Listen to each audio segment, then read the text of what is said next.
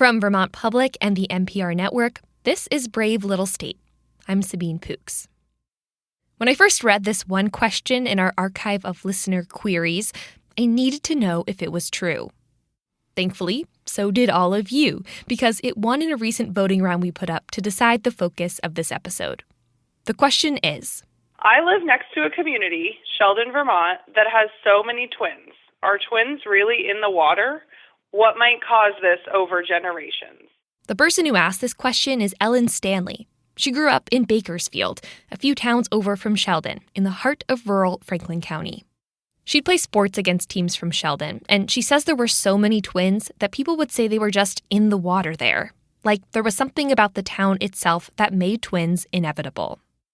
As an adult, Ellen started teaching at the tiny Sheldon school, and just as she remembered from childhood, there were a lot of twins. In her class of around 20 alone, there were 3 sets. It's only sinking into me that you're saying 20 kids, 3 sets of twins, so this is like a quarter of your class.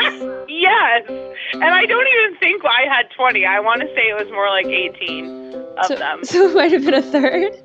Yeah.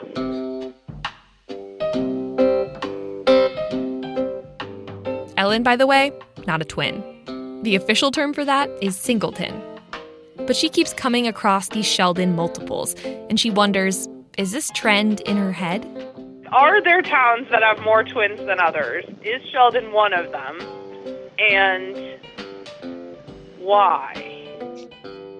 Turns out, Ellen was onto something. That's after the break.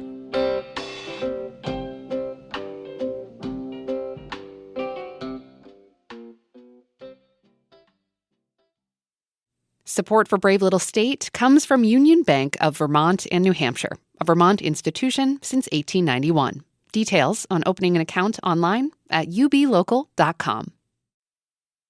And Vermont Fish and Wildlife, encouraging folks to enjoy the state's wildlife management areas and access areas this season. Explore the Fish and Wildlife Department's public access locations at vtfishandwildlife.com.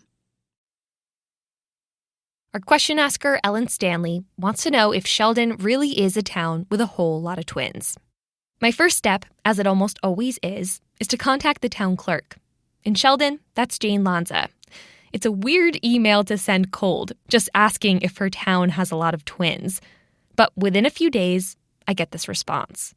It reads, "This may be a coincidence, but I'm a twin, and our town administrator is also a twin." The next line stuns me even more. Quote, "My twin sister works at Vermont Public." Come on.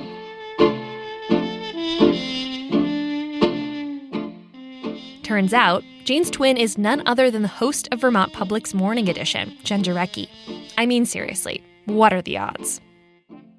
Jane CC's the other Sheldon town government twin, Matt Stebbins. He's the town administrator, and he has a fraternal twin brother. I give Matt a call. So it was really funny when you emailed us about it, because we were like, really? Well, ironically, you have emailed 2 twins who work together in Sheldon. So Matt says he knows our question asker, Ellen, from growing up. They were in band together in high school. In fact, he's one of the twins who prompted her question. Immediately, I feel the need to impress him with my own twin credentials. My dad is also a fraternal twin brother. Yeah, okay. And like any self-respecting daughter of a twin, I know exactly what not to ask. My dad gave me the advice. He's like, never ask a twin what it's like being a twin, because it's all they know. Right, exactly, right. People do ask me things like, can you tell when he's in trouble? And I'm like, absolutely not. That's funny. My brother and I are pretty strongly have separate identities. And it seems like with twins, there's always one person who's a little bit more outgoing and another one who's a little bit more introverted. Matt, if you couldn't tell, is the outgoing one. Like Ellen, he remembers growing up around other sets of twins. And the bubble seemed to extend right outside of Sheldon, too. There was a set of fraternal brothers in nearby Fairfield, identical brothers in Enosburg who would play pranks on their teachers, switching places in class. Fraternal twin sisters. I can always tell them apart because they have totally different hairstyles. One of those sisters is now married to Matt's cousin and has moved to Sheldon. Which is another part of this whole twin thing. Twins aren't just born in Sheldon. It seems they move there, too. as if they're pulled in by Sheldon's twinny orbit. Matt says this is something he's run into when conducting town business, like doing property assessments. Like the week after you emailed me about this question, we were looking at a new home, and it's somebody who was moving, and we were talking about, this will be the playroom for the kids, and the assessor just said, you've got kids, and the guy said, yep, twin boys. I was like, really?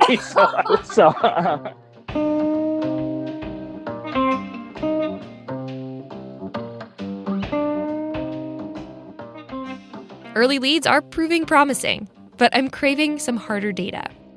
So I take a field trip to the state offices in Waterbury, Does she need a pen? where the state keeps its vital statistics, records of all the births and deaths, and other fun stuff from every year dating back to 1950. They're compiled into these neat, colorful, softbound books. I'm going to go ahead and have you sitting here, Great. and I'll just go grab the stuff. Sweet, thank you. The state does list twin and triplet births per county, and there are years when twin births in Franklin County, where Sheldon is, do spike. But on the whole, it doesn't seem to have a significantly higher rate of multiple births than any other county in Vermont. I zoom in on Sheldon, too, through their annual town reports. But Matt, the town administrator, says this data is incomplete, both because it doesn't account for all the twins who moved to town after they were born, like him and his brother, who were technically born the town over, but also, he says, because the information in the reports isn't entirely accurate. Births weren't always recorded in the right years, Matt says, and there were times when the town stopped publishing names in the town reports altogether. Matt says there might actually be a better source: the Sheldon School Yearbooks. Those books will include a fuller record of all the kids who actually lived in town, and therefore a more accurate count of all the twins. So we go back to the very place where this question began.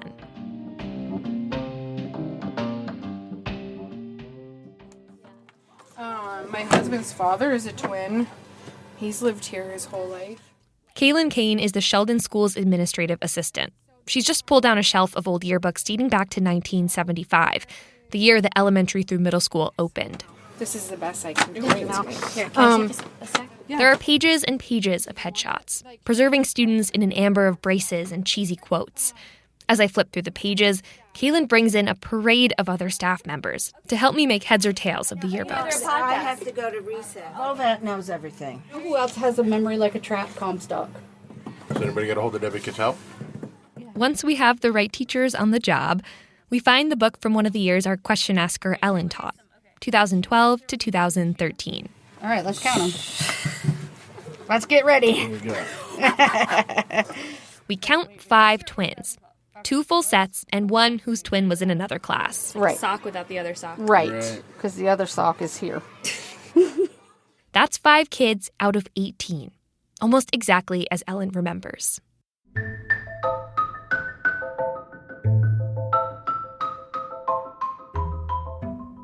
But that wasn't even the biggest year for Sheldon twins, the teachers think. We keep looking. Oh, there's so many. The Leibowitz girls were twins? No, they weren't. They were Irish twins. No, that's Debbie Cattell's daughter. Mm-hmm. She had twins. The Provost twins, so there's 3 sets so far in this year. The Snow Kids, that's 4 sets this year. Casey and Shane Lamont, there's 7. You remember all these kids? Mm-hmm. And there's so how many am I up to? Is this 8? 8, I think. So that year, 8 and 9 were 8 sets. 2008, 2009 was 8 sets. Yep. Wow. 8 sets that year. In 2008 and 2009, 6% of the students at the Sheldon School were twins. For context, that's about twice the statewide rate.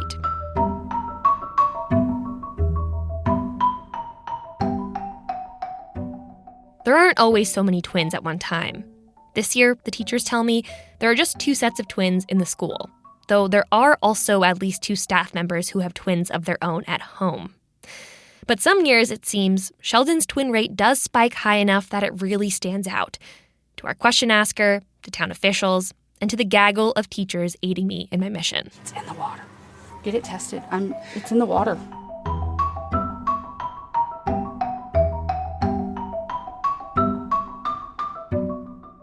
Now, it's just a matter of why.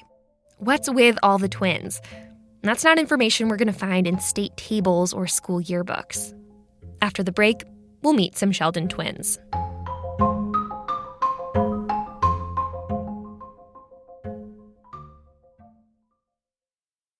Support for Brave Little State comes from King Arthur Baking in Norwich, Vermont. Visit the bakery and cafe for breakfast, lunch, and customer-favorite pastries. Browse the store for baking essentials and take a class at the baking school. Whether you're an experienced baker or just getting started, there's something for everyone. Learn more at kingarthurbaking.com/visit.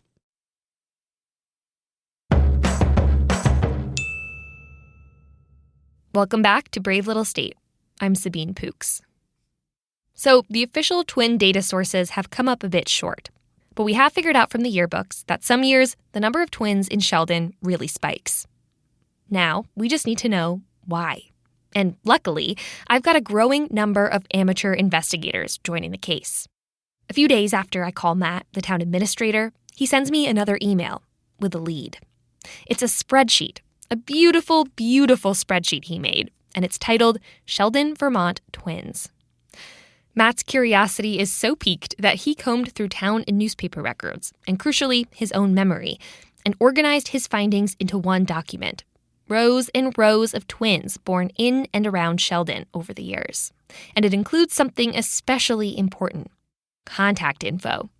Maybe all these twins and their parents can help me understand what the heck is going on. First on the list is Paul Roy. He and his twin, Pauline, that's right, Paul and Pauline, they're the oldest twins on the spreadsheet, born in 1944. Paul married Joan, who comes from a big twin family herself. And my brother that passed away, that was a twin. His daughter had twins, boys. Yeah. And then Joan and Paul, who remember is a twin himself, they had twins of their own, with just as matchy names as Paul and Pauline. Jamie Rainey and Amy Renee. Also on the list are 3 sets of twins born in the last 2 years. And then there are all those names I recognize from the school yearbooks, including the Churchill girls. Their mom, Carrie Churchill, still lives in Sheldon. We always kind of chuckled about it because there was so many of us, but nobody really tried to figure out why. We just figured it was more genetics and, family rather than something to do with Sheldon. This certainly seems true for Carrie's family. Her great-grandfather was a twin. She has twin aunts. Oh, and my mom's brother had twin daughters. I forgot about Jill and Jennifer.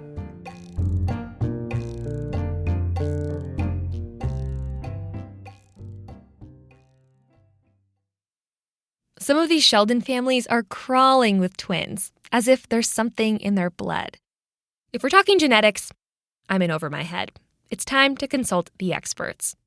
I hit the web and find pages of research papers about twin genetics, penned by authors in England and Australia and the Netherlands, a long way from Franklin County. I give one of them a call. Hello? Hi, is this Dorrit? Yes, hi, how are you? Hi, Dorrit, this is Sabine from Vermont. How are you? I'm fine, thank you. What an intriguing question you asked. Oh, I'm glad you find it intriguing. Dorrit Boomsma is a professor at the Vrije University in Amsterdam. She studies genetics, including twin genetics. You have a very interesting area of study. I couldn't agree more.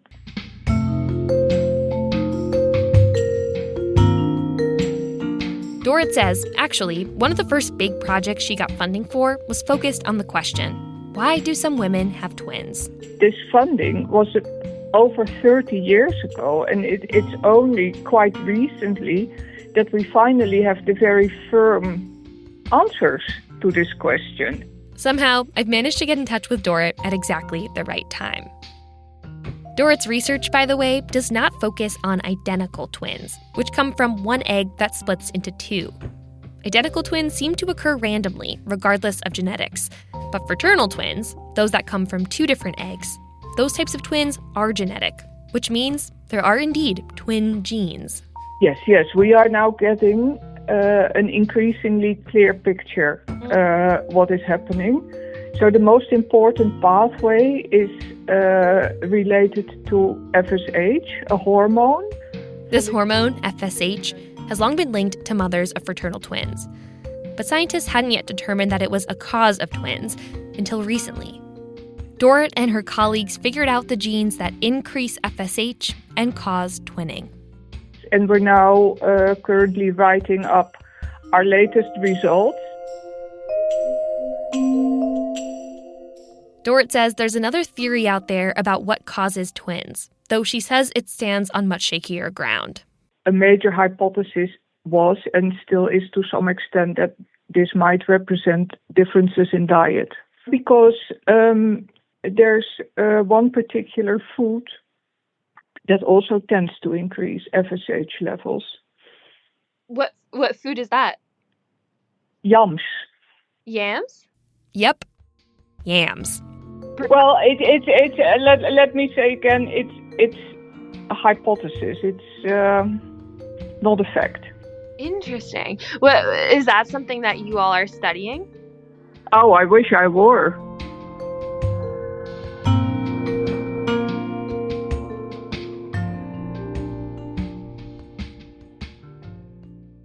I tell Dorrit about Sheldon, this tiny town and tiny school at the heart of my inquiry. Well, okay, being the skeptical researcher, I would first ask the question, is this coincidence? Dorrit says, we know that some families are more likely to have twins than others. Is it possible that a bunch of those families just happen to cluster together in town? She also wonders if this high number of twins might be more noticeable in a small town like Sheldon. I mean, if there were a couple of twin families in my neighborhood in Amsterdam, I very much doubt that I would ever know about them. And then if I was research-minded, I would probably start by asking these families how long did they live in this particular part of the world. So is there a possibility that a couple of generations back, they all share the same family members? Could they share the same family members? Dorrit's got me thinking, back to Matt's spreadsheet with its rows and rows of meticulously organized twins. And scanning the sheet, I see it. Every few rows, one name that pops up. It's Kane with a K. There are Kanes all over Matt's spreadsheet. And what I've learned from my trips up to Sheldon is that there are Kanes all over town, too. There's a Kane Road, a Kane Farm. One of the employees I spoke with at the school is a Kane. Well, there were a lot of Kanes, so that... This is Celeste, who grew up a Kane. Her Kane grandfather emigrated to Sheldon from Quebec with his 2 Kane brothers. They all had a lot of Kane kids, so there are lots of Kanes and Kane descendants around. And a lot of them are twins. My grandmother had twins. My mother had twins. And I had twins. So there's 3 generations of twins. And how does that happen? I have no idea. Celeste is actually the mother of Matt Stebbins, who compiled the spreadsheet. So, surprise, Matt is a Kane, too. There are other twins in the Kane family, like your Aunt Florence had 2 sets of twins, actually. Yeah, she had 2 sets. My grandfather's sister. And the list just keeps going and going and going. And my Uncle Dennis's son had twins, girls. So there was another set on that side of the family.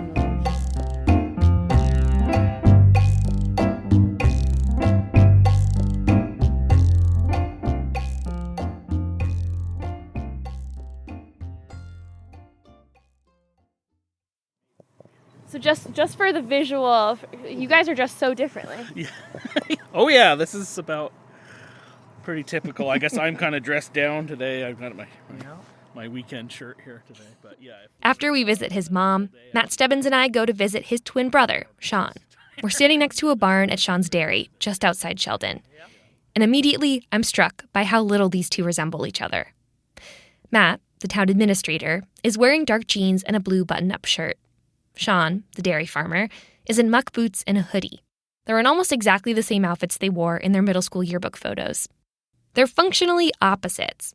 Matt drinks Coke, Sean drinks Pepsi. Matt has a sweet tooth, Sean doesn't care for dessert. What do you think about you two is the most similar? That's a good question. Think about that. Well, we may seem different a lot, but if you sat down and we get around a table and start talking, we have all the past same experiences. We grew up, same values and everything. So Can you make each other laugh pretty easily? Yeah. Oh, yeah. Yeah. And we like to pull pranks on each other. What sort of pranks? Well, I just happened to be thinking of last weekend because it was Green Up Day. I was out with my son on the Cane Road, as it happens. Matt says Sean drove by with his son and then doubled back. His son threw some trash out the window for Matt to pick up. And you know what? If the tables had been turned, I probably would have done the same thing.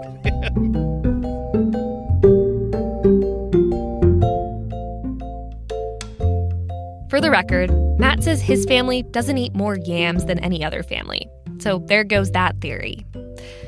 I think we can most likely chalk this whole Sheldon twin thing up to a hearty mix of genetics and coincidence.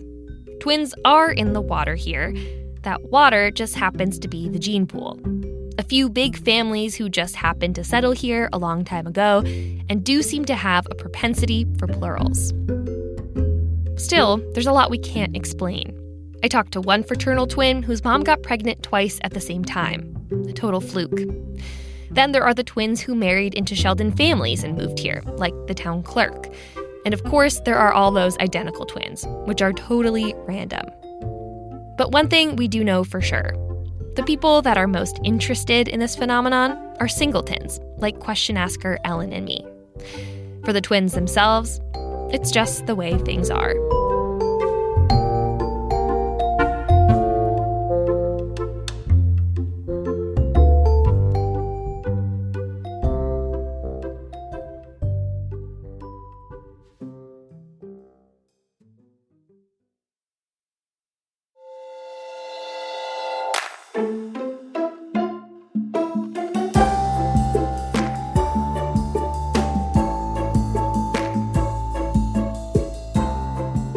Thanks so much for listening to the show. And thank you to Ellen Stanley for the great question. Several people we interviewed for this episode say there's a photo somewhere of that 8-set cohort of twins from the 2008-2009 school year, but no one could remember where exactly it was. If you have a copy of this photo, we would love to see it. Shoot us an email at hello@bravelittlestate.org. For other photos from this episode, you can head to our website, bravelittlestate.org. This episode was reported by me, Sabine Pooks, editing and additional production from the rest of the Brave Little State team, Josh Crane and Burgess Brown. Our executive producer is Angela Evansy, theme music by Ty Gibbons, other music by Blue Dot Sessions. Special thanks to Jamie Roy, Ellen Stebbins, Janet Kane, Kyle Castile, Jesse Hammond, Hannah Ovitt, and Nancy Siegel. Brave Little State is a production of Vermont Public and a proud member of the NPR Network.